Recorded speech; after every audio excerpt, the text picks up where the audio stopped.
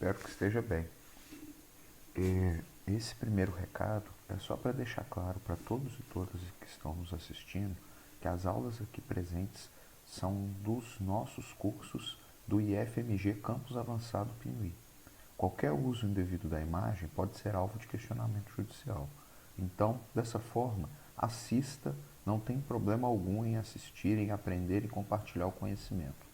Mas nada de utilização das imagens sem autorização prévia dos responsáveis, seja o professor, seja o Instituto Federal de Minas Gerais, Campus Avançado Pinuí.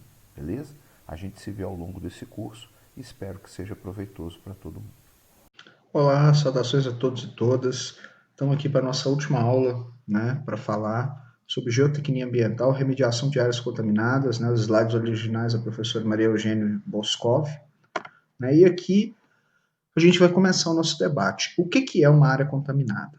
Uma área contaminada é uma área que você tem poluição causada por qualquer substância ou resíduo que nela tenha sido depositado, acumulado, armazenado, que vai determinar impactos negativos sobre os bens a proteger. Beleza? Essa é a definição de área contaminada. Os contaminantes, então, podem se propagar no subsolo, na água subterrânea, na água superficial e no ar. E a gente tem risco de incêndio e explosão, risco à saúde humana e ao ecossistema e limitações quanto ao uso do terreno. Tudo isso é característica de uma área contaminada. Uma área potencialmente contaminada é aquela onde estão sendo desenvolvidas ou foram desenvolvidas atividades potencialmente contaminadoras. Beleza? Então é importante perceber a diferença de ambos e também para uma área suspeita de contaminação, que é aquela área onde, após a utilização de uma avaliação preliminar, percebeu-se necessidade de induzir a presença de contaminação. Então você tem, através dos indicadores ali presentes, suspeitar da presença de contaminação da área. E os tipos de contaminantes? A gente pode ter diversos tipos: carga orgânica, nutriente, patógeno fecal, salinidade, composto orgânico sintético, solvente clorado, pesticida, metal pesado. Não falta tipo de contaminante para atuar no terreno ou na área que a gente está pensando, né?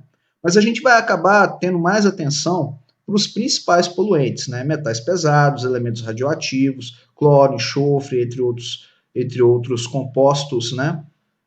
Substâncias orgânicas, fertilizante, pesticida, micro-organismos, prions, vários tipos. Então, a gente vai acabar trabalhando com os principais poluentes, levando em conta as formas de remediar a situação ali ocorrida. As áreas contaminadas e reabilitadas em São Paulo, em 2017, a gente tinha um número bem interessante, né? Em São Paulo, capital, mais de 2.100 casos, né? Com destaque para postos de combustíveis com a grande maioria. E a mesma coisa no interior, né? Também, mais postos de combustíveis também com a grande maioria, inclusive com um número parecido, né? Uma diferença muito pouco entre ambos, né? Interior e capital. E aí a gente consegue perceber uma situação muito curiosa, né? De que os postos de combustíveis representam a grande maioria dos acidentes que geram áreas contaminadas. Né? Essa é uma observação importante da gente ver no estado de São Paulo, que possivelmente se repita no resto do país. E aqui por região, né, 35% no interior, 36% na capital, sendo os dois principais locais. A causa, postos de combustíveis em mais de 70% dos casos, o que nos faz, então, perceber que acidente com postos de combustíveis não é para a contaminação que eu estou falando, contaminação do solo, terreno, água, não é tão difícil de acontecer quanto muita gente presume, né? E aí a gente tem também a principal tipo de contaminação em processo de monitoramento para encerramento, né? Em processo de remediação e o chamado já reabilitado. Então, durante o processo de contaminação, a volta para o normal, então, parece ser uma grande dificuldade que a gente observa no estado de São Paulo. Na reutilização, né, a gente consegue perceber aqui no processo de monitoramento para encerramento, é onde a gente tem a grande maioria dos casos de acidentes com contaminação diária. Então, a gente vê aqui em 2013, a gente tem combustível em segundo e solvente aromático em primeiro.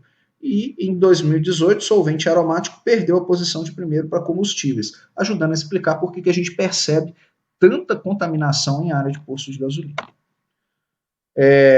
Em 2013, no bombeamento e extração, no bombeamento e tratamento, né, da área.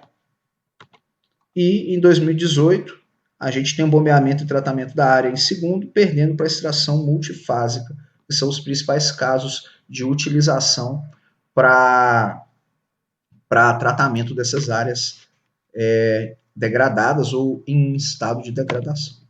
Aqui, né, São Paulo disponibiliza o guia para avaliação potencial de contaminação de imóveis, né, um documento interessante, se alguém se interessar, fique à vontade para procurar na internet. Então, o potencial de contaminação que nós temos em São Paulo. Cerca de 8.400 postos de abastecimento, só na metropolitana 2.400.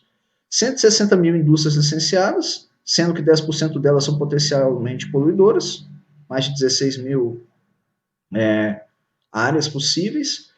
4.300 áreas industriais abandonadas na metropolitana, sendo que metade aproximadamente é potencial poluidora. Vários aterros sanitários e lixões, que também podem causar processo de contaminação. E fora os milhares de estabelecimentos comerciais que podem também ter um papel nisso. Ou seja, pegando aqui o exemplo de São Paulo, a gente percebe que a gente tem um potencial de contaminação muito grande presente no dia a dia. E o nosso desafio é, mais do que identificá-lo, é saber soluções possíveis para descontaminar aquela área ou aquele corpo hídrico. Então, as áreas contaminadas, a gente consegue perceber um aumento também em São Paulo ao longo do tempo, né, e que não deve ter mudado, haja vista a dificuldade que a gente tem tido hoje, né, no Brasil em várias coisas, em especial na área ambiental. Então, aqui vai um recado que é direto, né, para quem é engenheiro, para quem é da área de obra civil, quem trabalha com isso. Às vezes o trabalhador da construção civil pode ter contato com o contaminante e correr risco de saúde sem saber. Isso é importante. Então, o trabalho com solos, escombros, entulhos é um risco à saúde pública, ao meio ambiente. Muita gente não sabe, porque podem ter contaminantes no ar, naquela área, no solo, na água superficial ou no lençol freático, né?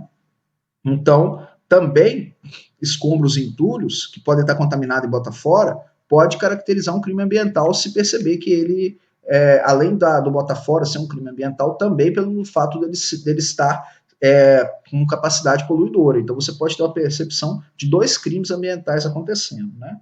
Então, a prevenção para que isso não ocorra, né, esses danos à saúde pública, é responsabilidade do proprietário, né? Isso está na Constituição e é importante ser observado porque é fundamental obedecer à lei magna do nosso país.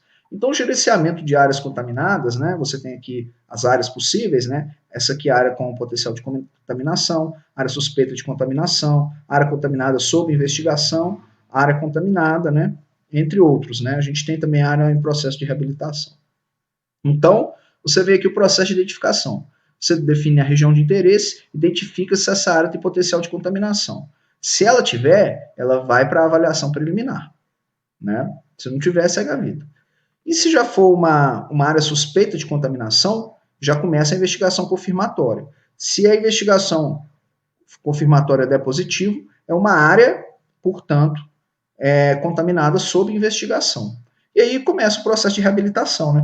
Que é investigação detalhada, avaliação de risco, concepção de remediação, projeto de remediação, remediação propriamente dita e monitoramento, que são as etapas que têm que ser cumpridas, né? Que têm que ser observadas quando você vai gerenciar áreas contaminadas. A investigação preliminar é sempre a revisão de documentação, levantamento de dados sobre as características físicas do local, do uso do solo, informações, revisão de todos os processos, inspeção da área, entrevista com proprietários e vizinhos, e, se necessário, até com o órgão ambiental, gerando um relatório. E aí, se precisar, você vai fazer uma investigação confirmatória, né? E aí você vai fazer exame do solo, né, com amostragem de solo, entre outras. A investigação confirmatória pode ser necessário instalação de posto de monitoramento. Muitos postos já possuem esse posto de monitoramento, né, que tem essa estrutura que a gente está observando aqui, de maneira que seja possível pegar uma amostragem e, assim, fazer a avaliação desse posto de monitoramento, né, uma investigação confirmatória, é uma das etapas que acontece. Se necessário, você pode fazer também uma investigação detalhada, que aí você já tem a ideia de selecionar a estratégia de remediação para conceber qual é o melhor processo de remediação. Ao longo dessa aula, a gente vai ver alguns tipos de projetos de remediação que são possíveis de serem observados, né, serem construídos, serem conhecidos, para que possa facilitar essa delimitação, essa concepção, né, de investigação. E a partir disso delimita a pluma de contaminação, né, e se tem interação do contaminante com o meio, e cria-se um modelo conceitual de contaminação para poder tomar providência.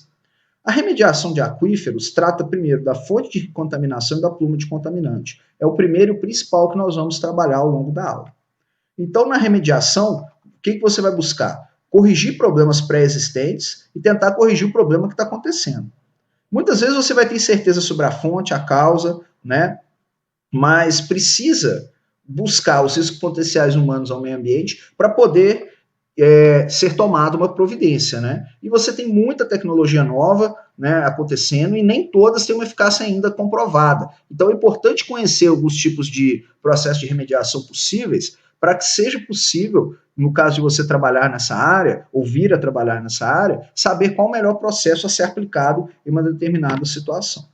Então, a remediação é importante, né, é o interesse público, a imprensa fica muito em cima, cobra, né, da empresa que está realizando aquela poluição, e é importante se tratar dessa forma. Então, aqui, pegando um tanto de LNAPL, né, LNAPL benzeno, tolueno, combustíveis tem hidrocarboneto, aqueles disponíveis no posto de gasolina, e aí você tem a fase absorvida e já chegando aqui na pluma de fase livre, já no fluxo da água. Um tanto de DNAPL, né, que é TCE, percloreteno, PCE, alcatrão de Ulha, etc. Você já pode ter a fase absorvida, a fase de vapor, a fase dissolvida e a contaminação profunda aqui lá na rocha, que é um problema assim, mais grave ainda. Mas em ambos você tem que pensar saídas. E esse é o desafio que a gente tem na nossa aula, né? Aqui são os compostos, né, que nós falamos, mas o que causa mais problemas, sem dúvida, são os solúveis em água. Então, pensando aqui no vazamento, você tem o que sai como vapor, e aí entra no fluxo de água subterrânea, né, tendo a fase livre e já a fase residual, que é quando já dissolveu. Então, vamos lá, vamos pensar em possíveis saídas. Primeiro, é importante lembrar que a duração dessa dissolução depende da massa do contaminante e da taxa de dissolução. E vários fatores vão afetar nisso daí. Solubilidade do contaminante, velocidade de fluxo do aquífero, tamanho dos poros, etc. Então, tem vários fatores que vão contribuir para pensar na taxa de dissolução que você vai ter nesse local. A duração, então, da dissolução, ela vai depender da massa da NaPl e da taxa de dissolução. E vários fatores, eu já disse, que influenciam nisso. Então, a concentração ela vai diminuindo até chegar num ponto constante de contaminação daquela água subterrânea, quando a gente está falando de NaPl. Então, no DNaPl, você tem a fase residual, a fase dissolvida na pluma, chegando até na fase livre lá embaixo, né, no hectardo. No LNaPl, você tem a fase residual, a fase livre e a fase dissolvida já segue o fluxo do aquífero. Nesse caso, é um caso de hectardo também. Então, aqui a fase livre, né? O contaminante livre, leve e solto. Como dá para perceber na hora da amostragem, ele ainda não está dissolvido. E vamos falar um pouco sobre as técnicas e processos, né? Que vão ajudar no nosso debate ao longo da aula. Pensando na remoção do solo, você tem o contaminante sim in situ, categoria de contenção, técnica de disposição, exemplo, um aterro. Se for esse sítio, mas categoria de tecnologia tratamento, aí você tem o tratamento químico, físico, biológico, térmico, que pode variar de acordo com cada tipo, né? Para você fazer literalmente o tratamento daquele solo. No caso da remoção do solo não ser possível, não resolver, você vai pensar então na contenção, que pode ser pump and treat, cobertura, barreira vertical, barreira horizontal, e o tratamento, né? Que pode ser químico ou físico. Então, nós vamos debater um pouco dessas técnicas e processos ao longo da aula. Então, aqui, a gente pode perceber esse sítio com destruição e descontaminação, se pode ser possível incineração, dehalogenação, biorremediação, e aí aqui os tipos de biorremediação possíveis, se é possível separação, reciclagem, né, com lavagem do solo, extração química, a imobilização, solidificação química, e se for in situ, né, a destruição, que é possível por biorremediação ou vitrificação, in situ a separação através de extração a vácuo, de corrente ou de solo, e a imobilização através de solidificação, estabilização ou a verificação. Né? Então, nós temos esses tipos possíveis quando você tem um contaminante acontecendo.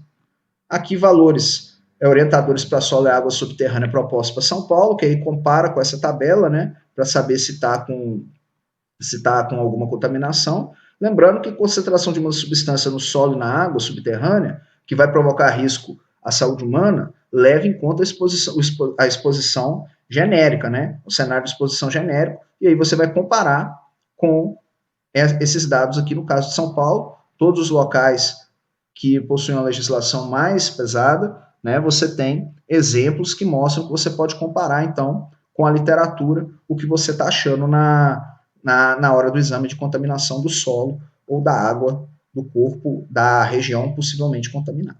Né? Então, são valores indicados que ajudam nesse processo de identificação do contaminante. E as metodologias mais utilizadas, né? Você tem aqui de contenção, remoção, capeamento e barreira hidráulica, moviamento e tratamento, extração de vapores e escavação, e de destruição, com extração multifásica, oxidação química ou redução química in situ e a termal. Então, aqui um sistema MPE fixo, né? Para quem nunca viu, aqui um sistema MPE móvel, né? Que são utilizados também. O sistema de aerospagem e o sistema SVE também são outros exemplos, além do sistema de oxidação química in situ. Aqui uma unidade de desorção química, né, que também é utilizado nesses casos. E aí a gente vai ter o debate. Vamos começar o debate em cima disso. As técnicas de bombeamento e tratamento da água, remoção do solo, extração de vapores, etc., respondem por 88% das remediações concluídas. Então isso aí mostra que a gente tem uma grande quantidade de utilização dessas técnicas que nós comentamos aqui. E os grupos mais encontrados, né, são os solventes aromáticos e combustíveis líquidos, que são mais da metade das contaminações cadastradas. Se colocar também os hidrocarbonetos aromáticos, os metais, são 90% das áreas contaminadas. Então veja que a gente tem uma estrutura pequena, né, em 90% das áreas, mostrando que o que acontece é recorrente em vários locais, mostrando como a prevenção ainda é, na maior parte das vezes, um caso a ser pensado, ainda é deficitário. Por quê? Porque você tem repetição dos mesmos contaminantes contaminando de novo em outras áreas, mostrando que o projeto de prevenção nessas áreas passíveis de contaminação de solo ou aquíferos, né, mostram que a gente ainda tem uma prevenção deficitária nessas áreas potencialmente poluidoras, né? E isso precisa ser repensado, já que a gente tem uma recorrência tanto de técnicas quanto de poluentes que levam, em caso, o que acontece nos locais. Então, para remoção e tratamento do solo, se a profundidade do lençol freático foi elevada e a permeabilidade do solo muito baixa, os contaminantes, em geral, ainda não atingiram o lençol freático. Então, é possível fazer a remoção daquele solo. Né? Remove, né? Trata e depois coloca de volta num aterro adequado. Esse é um caso que não contaminou o lençol freático. E aí você tem os principais tratamentos nesse caso. Tratamento térmico, a incineração, lavagem do solo, solidificação, tratamentos químicos. São os principais do tratamento do solo. E o confinamento geotécnico. Quanto mais eficiente a alternativa de remediação, né, são mais onerosas, porque o volume do solo a ser tratado ou a mistura de resíduos leva a diversos tipos de tratamentos combinados. Né? E segundo Campos ainda, uma alternativa é a execução de um confinamento dos resíduos aos solos contaminados, impedindo o contato e posterior percolação de águas de chuva, isolando os resíduos dos seres vivos e diminuindo ao máximo o aporte de contaminantes do lençol freático. Então, o confinamento geotécnico é uma ideia a ser pensada, né, quando a gente tem uma situação como essa. Ainda sobre isso, ele trata de um confinamento no local contaminado por meio de barreiras de baixa permeabilidade. Assim, isola a massa de resíduos e materiais contaminados, impedindo o contato com a água superficial. Então, isso vai fazer o quê? Isso vai evitar a infiltração e percolação de água da chuva no seu interior, evitando, inclusive, escape de vapores e diminuindo, então, a chance de contaminação do lençol freático. Essa é a ideia do confinamento geotécnico, né? E uma medida de remediação aceitável também, quando você tem outras alternativas com custos proibitivos ou eficácia baixa, tipo os novos tratamentos que nós vamos comentar ainda ao longo da aula. Então, isso pode acontecer quando o volume a ser tratada é muito grande e há diversos tipos de contaminantes no solo, exigindo uma combinação de técnicas. Então, o confinamento geotécnico é uma forma interessante de se pensar. Ainda ele é obtido pela utilização conjunta de coberturas, barreiras verticais e barreiras horizontais no fundo, envolvendo todo o material. É como se colocasse o material contaminado numa caixa, de maneira que ele não tenha como sair e, por consequência, não tenha como contaminar o resto do solo ou os lençóis freáticos ali presentes. Né? E ele tem uma vantagem muito importante que é impedir a continuação do processo de contaminação do subsolo do lençol freático, né? Mas tem a necessidade de saneamento do lençol, interrupção do avanço da pluma de contaminação, e você vai ter também a necessidade de remover e tratar a água subterrânea. Então, uma das coisas que é feita é o nível do lençol freático ser rebaixado, né, sob o confinamento de bombeamento, e a água retirada, tratada, descartada ou reintroduzida no solo, através de várias técnicas que nós vamos ver aqui. Então, o confinamento geotécnico, ele trata de cobertura, barreira vertical e remoção da água subterrânea para tratamento. Né? Essa é a ideia do confinamento geotécnico. As barreiras verticais, qual que é o objetivo da barreira vertical? É uma barreira para água subterrânea. Né? Então, ele é uma barreira de permeabilidade. E uma barreira para poluentes deve também levar em conta outras formas de transporte de poluentes, além do que a gente está vendo. Né? O poluente pode ser transportado de outras formas para variados locais. Então, a barreira vertical é uma barreira no perímetro da área contaminada, pode ser parte do local, né, no caso de se estiver jusante, que aí melhora a eficiência do sistema de remoção de água subterrânea, ou evita a entrada da água subterrânea limpa na área contaminada. Então, pode ser, nesses casos, só parte do local. Né, e são usados extratos naturais de maior permeabilidade, se necessário. Né. A permeabilidade da barreira deve ser menor que do subsolo natural, é óbvio, porque senão você tem contaminação. A trincheira escavada usando lama betonítica e preenchida com sol betonita, cimento betonita, concreto plástico ou concreto reforçado. Então, a trincheira ser escavada, ela vai utilizar um desses fatores aqui. E você vai ter a injeção deles através da técnica jet grout, que vai formar, então, a cortina de estaca prancha e painéis de geomembranas. Essa a ideia da barreira vertical, igual a gente está vendo aqui na imagem, né? A gente consegue perceber uma construção aqui já para a parte da barreira que vai ser vertical, né, que vai ficar do lado, para você isolar e não contaminar o resto da área com material poluente. Aqui ainda através das técnicas, né, o reforço, o painel de concreto sendo feito, de maneira que você faça uma barreira vertical com as áreas. Aqui com imagens, aí a gente consegue ver a parede diafragma, que vai fazer essa retenção, né? Aqui um exemplo sendo feito literalmente, olha lá, a retroescavadeira fazendo o processo, começando a escavação de uma área, e aí você vai ter essa barreira vertical sendo feita. Aqui através das imagens a gente consegue perceber essa construção. Aí depois você vai ter a colocação literalmente do jet grouting para completar a coluna, como daquelas misturas que a gente viu, né? Coluna plástica, ou aí a gente tem os tipos de coluna, né? Que pode ser sol betonita, cimento betonita, concreto plástico ou concreto reforçado.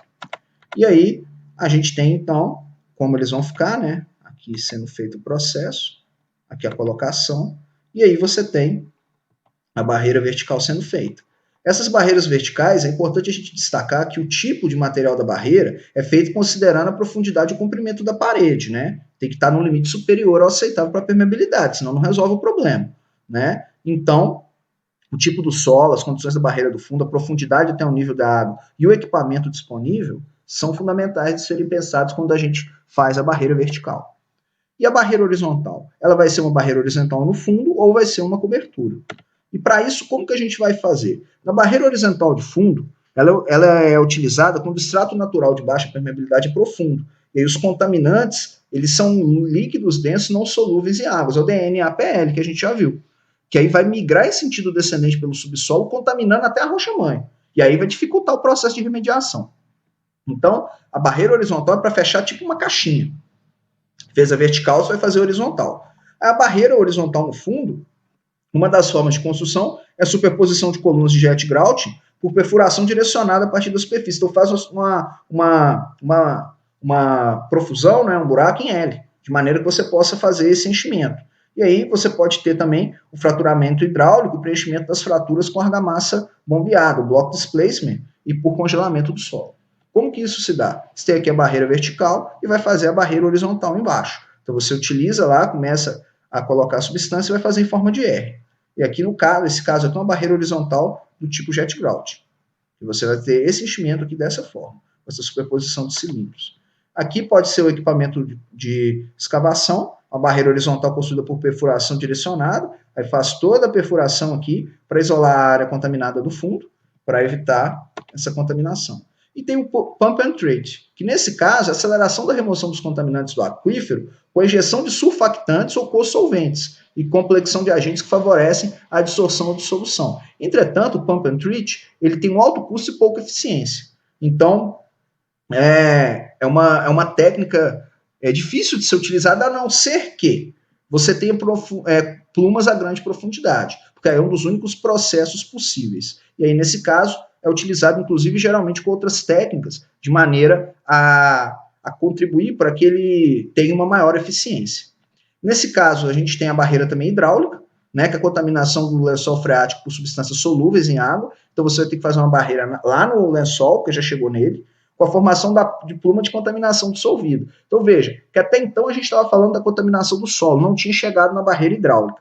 Então, aquela técnica que a gente viu é uma técnica para contenção, igual a caixinha que faz no solo, para isolar aquele solo com o contaminante lá dentro e ele não contaminar nem para cima nem para baixo. Agora, nesse caso da barreira hidráulica, é quando o contaminante já chegou no lençol freático, né, na água subterrânea. E aí você vai ter que ter casos específicos de presença de pluma de fase livre, se movimentando rápido ou lentamente em direção a determinado corpo d'água. Então isso tem que ser levado em conta. Aqui o solo contaminado, a pluma de contaminante, o fluxo de água. Aqui, para tratamento, numa área aqui, a pluma de contaminante, mas ainda passando alguma coisinha. Então esse é o funcionamento da barreira hidráulica, diminuir ao máximo, né, a chance de contaminar esse lençol freático. A barreira hidráulica, ainda falando sobre ela impede o avanço da pluma a partir de um ponto e faz regredir uma parte da pluma que já esteja quase em contato com o rio, com a nascente, etc. Então essa é a ideia, é impedir o avanço da pluma. E o funcionamento, né, parte da ideia de executar um bombeamento da água subterrânea contaminada, encaminhando essa aí para tratamento em uma ET e posterior descarte ou devolução ao lençol através de injeção ou simples infiltração. Então a gente tem, para isso, o entendimento que, então, essa barreira hidráulica vai executar, então, vai impedir o avanço da pluma de contaminantes, né, e vai executar um bombeamento das águas subterrâneas que já estão contaminadas, né, levando para uma ET e dessa forma tentar salvar, digamos assim, essa água que já está contaminada para que ela possa ser devolvida ao lençol freático, né. Então, as barreiras hidráulicas têm os poços de bombeamento de pequeno diâmetro, os poços escavados de grande diâmetro. Você tem ainda as ponteiras filtrantes a vácuo, os well points, os drenos escavados e os DHPs. Então, a gente tem aqui um exemplo do que a gente está falando, né? De maneira a tentar bloquear essa pluma, né, essa contaminação que está acontecendo. Aqui a gente tem o aquífero não contaminado e aqui o que já está contaminado, tentando evitar que um chegue ao outro. Então aqui, né, o desenho fica mais fácil, corte A, aqui tem os resíduos, o solo contaminado, a barreira hidráulica. E tem o corte A, o que vai acontecer aqui, quando a gente olha por dentro? Então tem a caixa de dispersão, aqui o fluxo de água. Aí vem, aqui a gente tem esse fluxo seguindo, aqui o tubo do dreno, ó, o tubo do dreno passando aqui, aí aqui você tem o corte A, né, e aí você tem a barreira hidráulica. E o que tem de contaminante vem aqui para a caixa de inspeção para tentar fazer o tratamento e ela voltar para cá, ou se for possível, já direto para cá. Então você tem aqui esse corte para fazer com que essa água que não está contaminada, não passe para o lençol freático. Então veja que aqui você tem uma contaminação, essa contaminação então é contida aqui nessa barreira hidráulica do DHP, de maneira que siga, então, tranquilo e calmo para a caixa de inspeção para ser tratado novamente, né?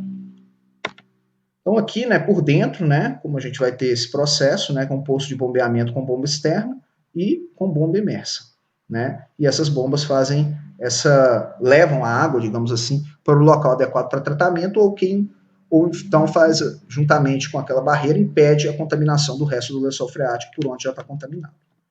Então, poços verticais de bombeamento, com ponteiros filtrantes, poços pequenos ou grandes, são instalados ao longo de uma linha. Você implanta no limite da pluma de contaminação ou dentro da própria pluma. E aí o que você vai recuperando, você vai encaminhando para o tratamento junto com a água captada. Vai para a ET, se for possível. E aí o número e a disposição de poços são dependentes das características do solo, bem como da localização e profundidade da pluma. Então tem que levar em conta o solo e a profundidade da pluma para você fazer esse poço vertical de bombeamento. Né? E tem que levar em conta ainda que quando são implantados em solos permeáveis, né, eles são mais eficientes, né, por conta dessa contaminação. E onde existe presença de solo razoavelmente permeável homogêneo, sem a presença de camadas mais permeáveis e preferenciais para o fluxo, eles são utilizados com sucesso total. Né? Então, eles podem ser eficientes em solos permeáveis e sucesso em solo razoavelmente permeável e homogêneo, que são os principais onde ele tem uma boa atuação. Suas ponteiras filtrantes, as well points, além dos limitantes descritos, né, que a gente viu aqui, devem ser instalados somente em caso onde a pluma de contaminantes esteja limitada a, no máximo, 5 metros de profundidade. Passando disso, né, não tem eficiência dos ponteiros, né, porque eles têm uma capacidade limitada de funcionamento de acordo com a profundidade do lençol freático. Então, isso é um ponto importante a ser observado. Então, tanto para a instalação de posto de bombeamento quanto a implantação de sistema constituído por cortina de ponteiro filtrante, você tem a dificuldade da implantação em locais com atividade ainda em operação. Aí é um problema, né? Então, fábrica, posto de combustível, graças ao número de perfurações e tubulações que estão sendo implantadas. Você precisa fazer um monte de coisa, você tem uma outra atividade, uma atividade econômica acontecendo no mesmo local. Então, você tem uma dificuldade grande, né, de instalação de posto de bombeamento nesse tipo de caso. As alternativas, então, né, é o dreno convencional e o poço de grande diâmetro, que tem caído em desuso, mas que pode ser uma saída em caso de áreas contaminadas com essas características que nós falamos. E você tem também uma questão que é importante, né, lembrar, que é a dificuldade de execução e necessidade de interrupção das atividades diárias do local levar à necessidade de procura de novas opções de sistema de remediação, como, por exemplo, o caso do dreno horizontal profundo. Então, esses casos, assim, você vai ter uma dificuldade maior de execução. Aqui um exemplo, né, que a gente tem aqui do bombeamento, para acontecer, então, todo esse processo que a gente disse. Aqui a instalação de DHP, né, do dreno horizontal de perfuração direcionado a partir da superfície. Existe a extração de vapor, né, que precisa ser feita em caso de contaminante que está liberando toxicidade para o ar. E aí você tem são substâncias compostos orgânicos voláteis, né? Você tem a zona vadosa, que é onde o solo não está saturado, né? Então você tem que ter manufatura de pesticida, plástico, tinta, né? Tudo isso pode ter esse tipo de problema. E os solventes sintéticos e constituintes do petróleo. Nesse caso, você vai fazer a instalação de um ou mais postos de extração de vapor da área contaminada com aplicação de vácuo para extrair esses VOCs. E aí o fluxo de ar retira os VOCs do solo à medida que os poluentes vão sendo retirados, mais VOCs passam para a fase de vapor. E assim vai descontaminando o ar da região. O ar extraído é descartado na atmosfera pós-tratamento através de uma chaminé própria. E nesse caso, são para solos de permeabilidade relativamente alta. Tá? Então, a extração de vapor é mais uma parte importante, então faz a remoção de vapores do gás do solo, né, dissolvendo, então, esses VOCs. A aeração aumentada aumenta a biodegradação dos compostos mais pesados, que são retirados também por extração de vapor. A extração a vapor é eficiente para gasolinas e solventes que estão contaminando aquele solo mais próximo da superfície. As variações para aumentar a eficiência do método, tipo poços horizontais em pilha, poços com função dupla para rebaixar lençol, etc. Então, são variações que aumentam a eficiência então, da extração de vapor. Então, veja que a gente trabalha, na maior parte das vezes, com várias técnicas juntas. Você faz a possibilidade de retenção do solo, você faz a retenção hidráulica, né, já no caso da água do poço que está sendo contaminado, né, do aquífero que está sendo contaminado, e a extração de vapor na área mais próxima do solo em si. Você tem, então, o air spashing, que é a injeção forçada de ar na porção saturada do subsolo contaminado. Então, força a entrada de ar. Isso faz com que a oxigenação do meio arraste todos os compostos orgânicos voláteis em direção à zona não saturada. E o aumento da concentração de oxigênio no aquífero também ajuda a potencializar a biodegradação aeróbia do meio. Então, veja, você vai fazer uma injeção forçada de ar, e essa injeção forçada de ar na porção saturada do subsolo faz com que você tenha uma chegada de ar tanto no aquífero, que está contaminado, para aumentar a biodegradação aeróbia, quanto você também vai fazer com que tenha uma presença maior de oxigênio no solo e uma parte, então, suba, né, para que possa ser retirado através da extração de vapor.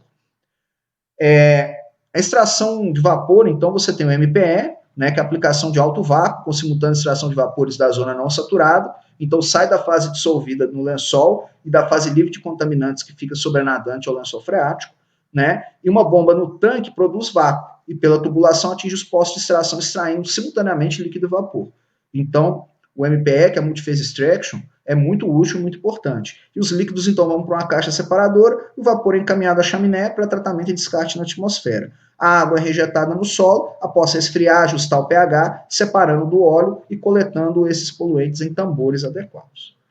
Pegando aqui um estudo de caso na região metropolitana de São Paulo, a gente tem posto de serviço, lavador de autos, aquela coisa toda, sedimento terciário da formação São Paulo, então criou-se uma camada arenosa de 4 metros de espessura, confinada por uma camada superficial de argila silto-arenosa e uma camada inferior de argila siltosa rija.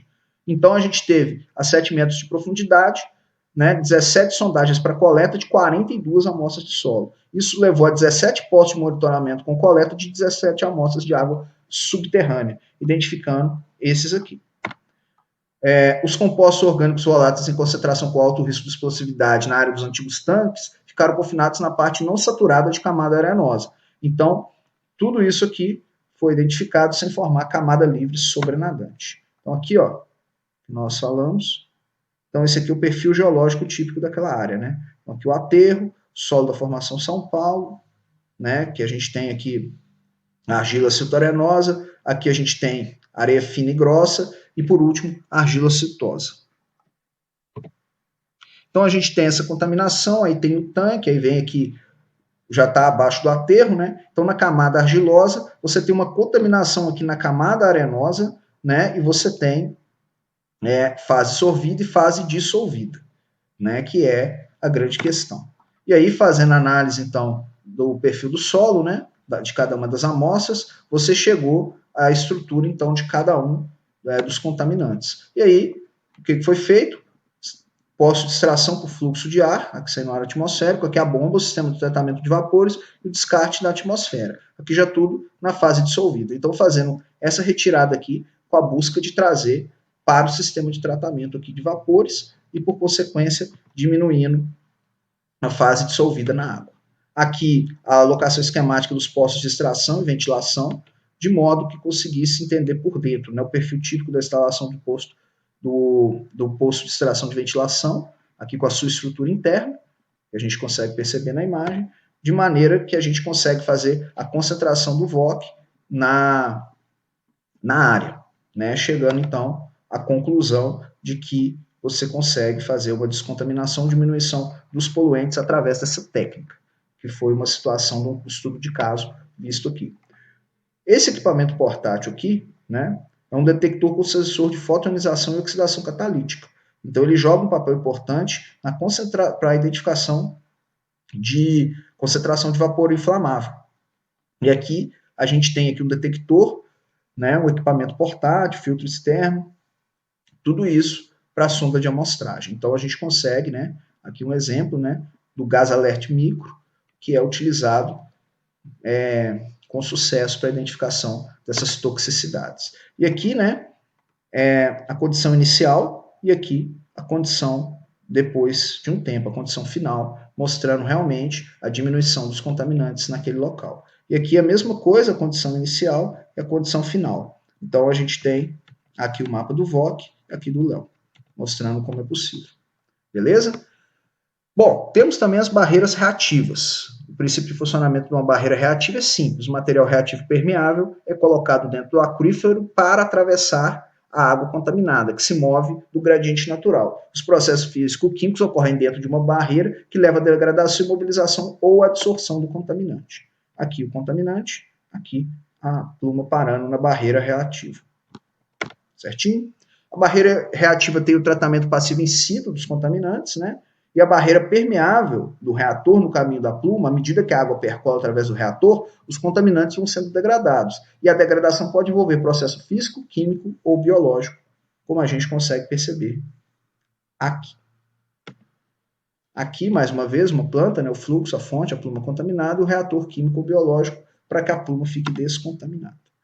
Funnel and gate. Essa é uma barreira reativa que deve ser grande o suficiente para toda a pluma passar por ela. Se a pluma for muito grande, muito larga, passar do tamanho, pode criar parede vertical de baixa permeabilidade para direcionar o fluxo da água. E aí, a combinação de parede permeável e reatores in situ é que leva ao nome funnel and gate. Então, aqui, ó, o fluxo aqui, ó, passa pela parede vertical impermeável, né, a parede contaminada, e chega aqui no reator químico ou biológico para se transformar numa pluma descontaminada. Aqui, mais alguns exemplos de como ela pode ser, né, explicando a importância da sua utilização. Exemplos de configuração. Tem vantagens: menor custo de instalação, maior controle de tratamento, e desvantagens: elevado custo de operação e manutenção, o tempo de operação pode ser longo, é praticamente impossível a completa remoção dos contaminantes, entre outros casos de desvantagens que estão aqui presentes. Já a barreira reativa tem vantagens de ser baixo custo de operação e manutenção, não necessitar de fornecimento contínuo de energia, não necessita de área na superfície, mas tem também desvantagens: elevado custo de instalação, o tempo de operação pode ser longo, pode ser necessária a troca de material reativo. Então, tudo isso tem que ser levado em conta para você pensar na melhor técnica quando você tem uma situação como essa descrita. Então, alguns dados necessários ao estudo da viabilidade da barreira reativa são importantes: o contaminante, o tipo e a concentração, na pluma de contaminação, sua largura e profundidade, no aquitarto, a profundidade, a espessura e a descontinuidade. Aí tem as considerações geotécnicas do aquífero, características da água subterrânea. Tudo isso tem que ser observado para você pensar em qual melhor barreira reativa utilizar. Certinho? Então, o processo de tratamento tem a decloração com metais de valência nula, você tem a absorção e troca catiônica, a precipitação, a oxidação e a biorremediação. Vamos falar rapidamente sobre todos eles para a gente conhecer melhor. Então, aqui, um caso clássico de percurso de degradação da rede, que a gente pode ter aqui no caso do etano, né? E aqui os principais processos de degradação do TCE é uma barreira reativa permeável, que também todas as reações possíveis de acontecer para buscar a descontaminação usando o ferro, né? O uso de metais de valência nula, né, como o ferro, que é o principal, degradação de solventes clorados. Então você tem a taxa de degradação e o tempo de meia-vida, que é o tempo necessário para a concentração do contaminante se reduzir a metade do valor inicial. Então, fazendo os cálculos, né, através desses dados, você consegue perceber qual o melhor tipo que pode ser utilizado, igual esse caso aqui de uma concentração de TCE ao longo do tempo, e você tem aqui esses tipos de barreiras, quais oferecem a melhor concentração relativa, de maneira a garantir uma melhor chance de retirada do contaminante. O ferro granular de valência zero é ele. Então, ele mostra, né, a degradação do TCE na presença de ferro granular no ensaio de controle, o material reativo diminuindo, mostrando como você tem também uma eficiência dessa técnica, né? Aqui os contaminantes, mediante barreira relativa do ferro zero, o que ele consegue pegar, né, vamos dizer assim, e aqui o que ele não consegue tratar. Então veja que ele tem uma grande quantidade também que pode ser utilizado. Então aqui a técnica, né, de escavação convencional, que você vai ter, aqui mais um exemplo, a continuidade da fissura. Agora, é importante a gente levar em conta também problemas de projeto. Você tem que pegar a estimativa da taxa de degradação dos contaminantes, selecionar o material reativo, avaliar a vida útil do reator, ver a localização, permeabilidade do reator, etc. Então, tudo isso é importante, porque se o seu projeto não tiver tudo isso ok, você vai ter problemas. E se vai ter problemas, não vai atingir o objetivo que você está buscando, né? Aqui, no caso, com filtros removíveis, né, as características que eles têm e o que tem que ser observado. Um exemplo de aplicação foi lá na França, né, preenchida com Ecosol, produto patenteado que tem o CR6+. Então, através do uso do cromo, ali nesse caso, teve uma retenção de 15 quilos por ml, com a trincheira parcialmente saturada após 4 anos. Então, após 4 anos, tem que fazer esse processo de retirada dos filtros removíveis. Né? A melhoria técnica essencial é o processo de filtragem, né? Com essa troca dos filtrantes. Beleza? E a gente tem a biorremediação, que é o processo de tratamento que utiliza micro-organismos, como fungos e bactérias, para degradar ou pegar essa substância perigosa e substância menos tóxica ou não tóxica. Em muitos lugares é muito indicado por conta de ser uma forma também ecologicamente correta de remediação. Então a gente tem micro-organismos, né, que digerem os compostos orgânicos e produzem energia com aquilo, e depois de degradados os contaminantes, os micro-organismos morrem devido à falta de alimento. Então, aqueles micro-organismos ali presentes, eles aumentam em quantidade e depois, quando falta esse alimento para eles, eles morrem. Para a técnica ser eficiente, tem que ter um crescimento da população de micro-organismos, que pode ser obtido como? Criando condição ambiental adequada. Então, a biorremediação utiliza-se desses micro-organismos para remediação e melhora das condições de uma área contaminada, né? Você tem os micro-organismos nativos, que podem ser estimulados através da adição de nutrientes, né? E os exógenos, através da inoculação desses novos micro-organismos na área para ajudar na descontaminação. Você tem o tipo in situ, que é o estímulo ao aumento da atividade dos micro-organismos do local, né, os chamados indígenas, com oxidantes e nutrientes, e o ex situ, que é a escavação do solo contaminado e bombeamento da água subterrânea para tratamento em outro local, né? Então você vai ter o reator embatelado e na fase sólida. Ainda sobre a biorremediação, a CETESB tem a identificação dos micro-organismos, sua classificação, tudo que precisa, né, para ser feito, né? E inclusive até alguns casos de micro-organismos geneticamente modificados, né? E aí é melhor, você olha no manual, as informações sobre os melhores métodos para, se for necessário até alteração, que for trabalhar com alteração genética de micro-organismos para biorremediação. Está aí uma dica, inclusive, de projeto que pode conseguir financiamento em muitas empresas. Agora, para limitar a eficiência da remediação in situ, baixa temperatura limita, condição anaeróbia, baixa concentração de nutrientes, baixa disponibilidade, dificuldade de biodegradação. Se você observa esses casos aqui, a biorremediação não é a melhor técnica a ser utilizada nesse caso. Por quê? Porque a eficiência da biorremediação está extremamente ligada à eficiência dos micro-organismos presentes no local. Uma técnica in situ aeróbia, né? A gente pode pegar a injeção de peróxido de hidrogênio, oxigênio do peróxido para estimular a atividade biológica, os sistemas de tubos ou sprinklers na contaminação superficial por poste de injeção. Aí você vai ter o BioVite, que é o suprimento de ar acima do lençol freático. E aí você tem a contaminação por hidrocarboneto do petróleo ou os aromáticos, né, em misturas com acetona, tolueno e naftaleno, que vai garantir a permeabilidade do solo ao ar, né? Isso é uma técnica. O air aspersion, suprimento de ar abaixo do lençol freático, já falamos sobre isso, né? Outra técnica in situ aeróbia, extração de vapor, que também já falamos. E aí nós temos as wetlands. As wetlands são áreas alagadiças. É um ambiente de transição entre o ecossistema terrestre e aquático. Então é possível que aquele local faça retenção e remoção dos contaminantes, através dos mecanismos de natureza física, filtração, sedimentação, adsorção, química ou biológica. Então você vai aproveitar uma área alagadiça, vai transformar aquilo ali na chamada wetland, fazer da zona alagadiça também uma área de biorremediação para retirada de contaminantes do aquífero. Aqui o sistema terrestre, a zona úmida, o sistema aquático, né? Então, aqui a gente está vendo aqui uma área que tende a ter uma wetland. Então, chega aqui a água com os contaminantes, a vegetação emergente, os indivíduos estão vivos aqui fazendo a utilização, de maneira que consiga retirar detritos e consiga fazer a biorremediação dessa área, liberando, então, a água descontaminada, digamos assim, ou menos contaminada. Aqui os mecanismos de remoção de contaminantes em áreas úmidas, né? Importante observar, que pode ajudar em casos como esse. E as áreas necessárias, né? Em cada um dos tipos dos climas, né, que a gente tem, a área necessária, né, que precisa para descontaminação via wetland, né? Então a gente consegue chegar aqui, no nosso caso, tropical úmido, né? A gente precisa de uma área de 2.317, né, quilômetros quadrados, para conseguir a percentual do total, que é o percentual total para a descontaminação. Beleza? Aqui, tubos de distribuição e a saída natural com vários tipos aqui de biorremediadores naturais, de várias espécies que vão fazer a biorremediação para a saída da água menos contaminada ou descontaminada. Então, aqui, precipitação, barragem da escória, filtrou, escoou, e aí você tem o sedimento aqui chegando, né?